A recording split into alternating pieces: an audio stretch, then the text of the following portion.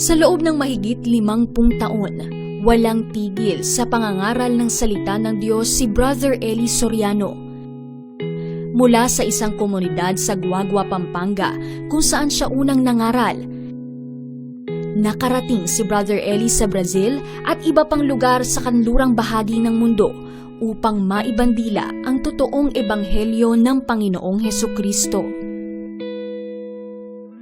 At sa loob ng halos 6 na dekadang pagsigaw ng katotohanan, maraming mga kaluluwa na ang nabago ang pamumuhay matapos mapakinggan si Brother Eli. Marami rin ang nagpapatotoo na natututo sila sa pakikinig kay Brother Eli. Isa na rito ang dating hepe ng Criminal Investigation and Detection Group ng Philippine National Police na si retired Major General Roel Ubusan. Si Brother Eli, the way he preaches, talagang brutally frank. Talagang diretso. Pero ina-admire ko naman yung pagiging diretso niya. Direct to the Bible, strong yung pagsabi, stress talaga. Naiiba sa mga ibang pastor na malumanay, parang mabagal magsalita, na parang inuunti-unti ka. Doon kasalungat si Brother Eli sa style ng pagtuturo. Pero how it is effective, kung talagang ma-appreciate mo, mapapakinggan mo, effective yung kanya dahil meron kayong foundation na pinagkukunan. What I mean sa foundation, nandun talaga sa verses ng Biblia. Para naman sa law professor na si Attorney Jose Mejia, napaka-sensible ng mga sinasabi ni Brother Eli. Yung kanyang mga message ay very timely, universal, no? At talagang talagang sa akin, may napupulot ako. Yung estilo ng niya very credible eh. Sa akin ang dating sa akin, hindi yung parang run of the mill, hindi yung some people just simply mouthing phrases from the Bible, no. Sa kanya makikita mo talagang aral, no, at may mga batayan, yung mga sinasabi niya. At sabi ko universal. Ako hindi ako kasapi ng dating daan, pero pinapakinggan ko siya kasi nga naiaangkop ko ito sa aking pang-araw-araw na buhay. Humanga rin ang history lecturer na si Van Ibiernas sa pangangaral ni Brother Eli. Believe niya ako, no? Saludo ako dito kay Brother Eli. Wala siyang tinatanggihan. Kahit sino yan, di ba? Kahit anong klaseng tanong, lahat ng tanong sinasagot niya. Yung concept, yung content, yung paraan ng pagtuturo was already, alam ko na kagad na history in the making. Hindi ko lang talaga akalain na mag-explode siya, na magiging ganun kalaki. Yung ngayon, yung iba't ibang parts ng daigdig na nandun, pwede magtanong, pwede mag-interact with each other. Hindi ko pa nakikita ang ginagawa ng kahit na sinong religious groups. I haven't really seen any religious group do it that way. Galing. Hindi lang mga opisyal o iskolar, maging ang komedyanteng si Isko Salvador o mas kilala sa tawag na Brad Pitt na ginawang spice of life ang paraan ng pagtatanong ni Brother Eli. Aminadong marami ang natutunan sa kanyang pangangaral. Ako nanonood. Tapos siyempre, joker din si Brother Eli.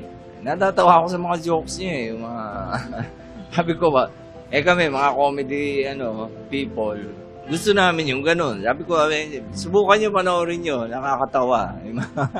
Marami akong natutunan sa Biblia dahil sa kanya. Dati kasi nagbabasa akong Biblia, hindi ko maintindihan.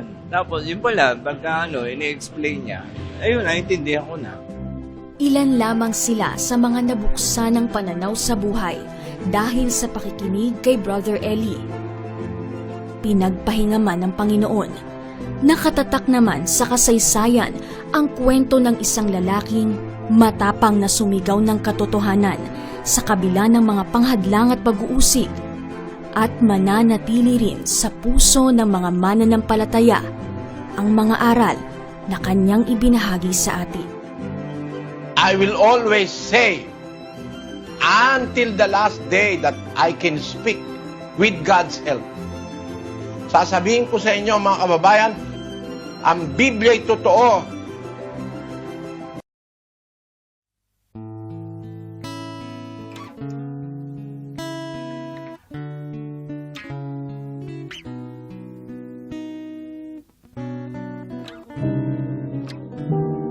Eliseo Fernando Soriano o mas kilala sa tawag na Brother Eli. Isang Filipino televangelist at overall servant o lingkod pangkalahatan ng Members Church of God International o MCGI. Matapang, If you can prove Você pode provar that what I am doing is deceit, que o que eu estou fazendo é engano, I will have my head cut here. deixa que corte minha cabeça aqui mesmo.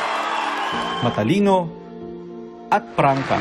Sa relihiyon, ang pinag-uusapan na kaluluwa. At pag yan ay naipahamak mo, wala ka ng paraan para mabawi pag nakuha yan ng demonyo.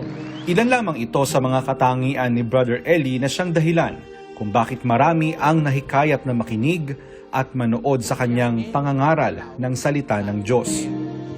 Nakilala si Brother Eli bilang host ng the longest running religious program in the Philippines, ang Dating Daan. Naging tanyag siya sa pamamagitan ng kanyang mga Bible expositions na kung saan isinisiwalat niya ang sari-saring panloloko at katiwalian ng mga bulaang pastor at relihiyon. May mababasa ba kayong talata ang kaligtasan nawawala? Meron. Pag nabasa ko, talo ka na. Sige. Agad ang mito. Okay. Ganito. Eto, Mr. Moderator. Mr. Moderator, eto I am fed up. Maliligaw ang tao eh. Ito, kahuling-hulihan kong kahilingan sa inyo. Kung mabasa ko bang naiwawala, tatanggapin nyo, talo na. Tapos na ang diskusyon. Lubos rin na hinangaan si Brother Eli sa pagsagot on the spot ng anumang katanungan sa Biblia. Sa pamamagitan ng programang Itanong Mo kay Soriano, Biblia ang sasagot. Naintindihan ko po at maliwanag, salamat po sa Diyos. At naipaliwanag ninyo ng maayos yung kasagutan dahil marami na po akong pastor na natanong tungkol dyan. Wala pong nakasagot. Salamat sa Diyos. Salamat sa Diyos, kapatid. Ang karangalan ay para sa Diyos na ating kinikilala at pinaglilingkuran. I'm not offended by what you say, but I respect your words of wisdom from the Bible. I do know that God can only help me for where I've been. And today, I want to become a member of the church.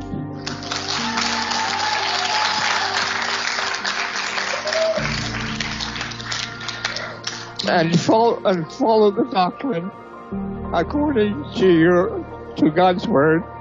Wala ni isang tanong patungkol sa Biblia ang hindi nasagot ni Brother Eli.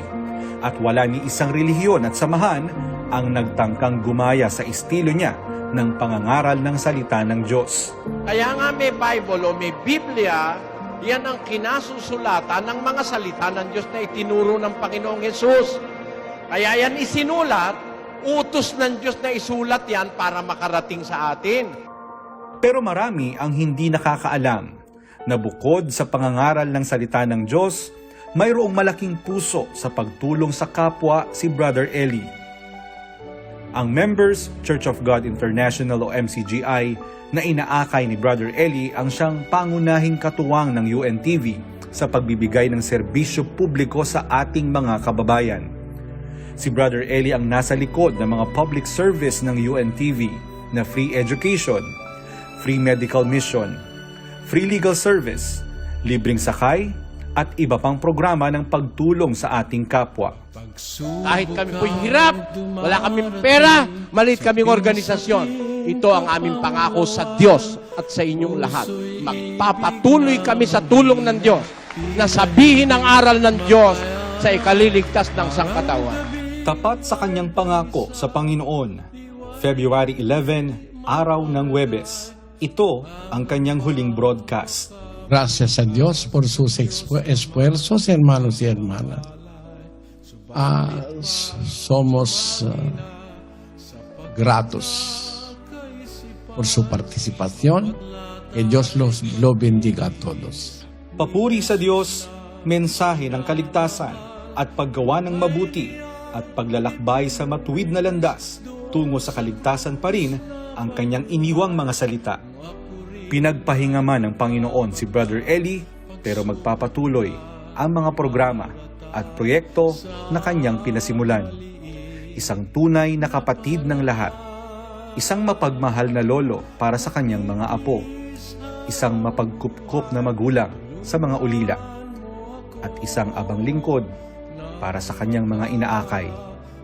Salamat sa Diyos sa buhay mo, Brother Eli Soriano.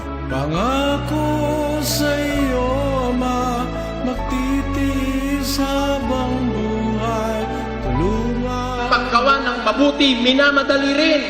Kung paano minamadali mo ang paggawa ng masama nung ikaw ay manggagawa pa ng masama, ngayong nakasumpong ka ng mabuti, huwag kang magpatumpik-tumpik, huwag kang magpa-delay-delay, huwag kang magpabukas-bukas. Pagkakasumpong mo ng mabuti, gawin mo agad.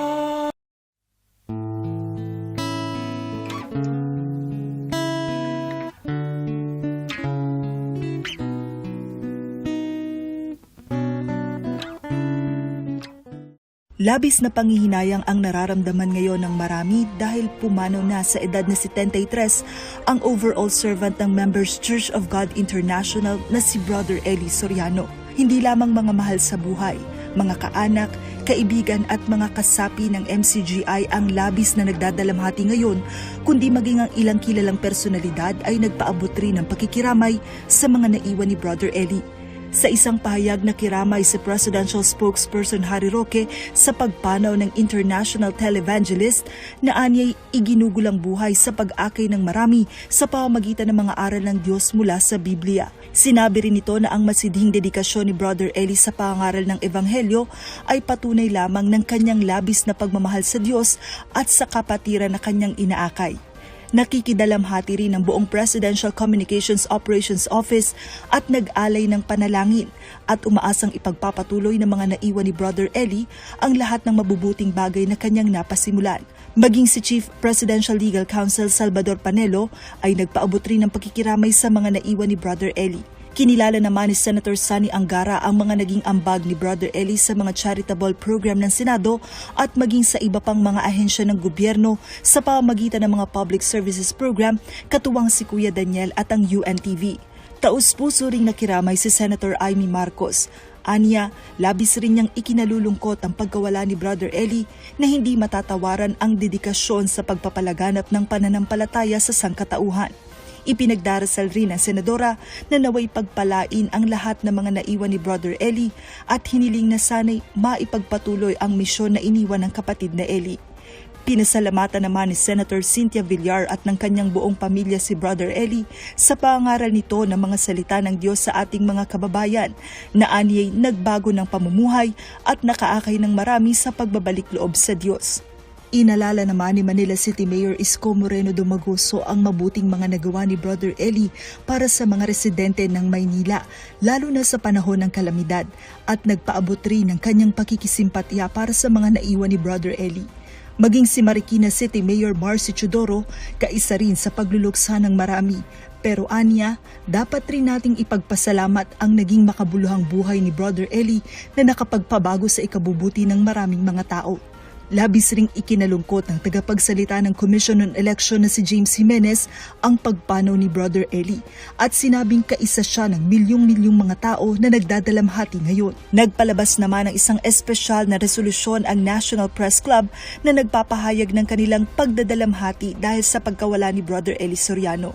Sa isang pahayag, sinabi ng NPC na lingid sa kaalaman ng marami, malaki ang utang na loob ng samahan kay Brother Eli at sa MCGI dahil isa sila sa masugid na sumusuporta sa mga programa ng NPC.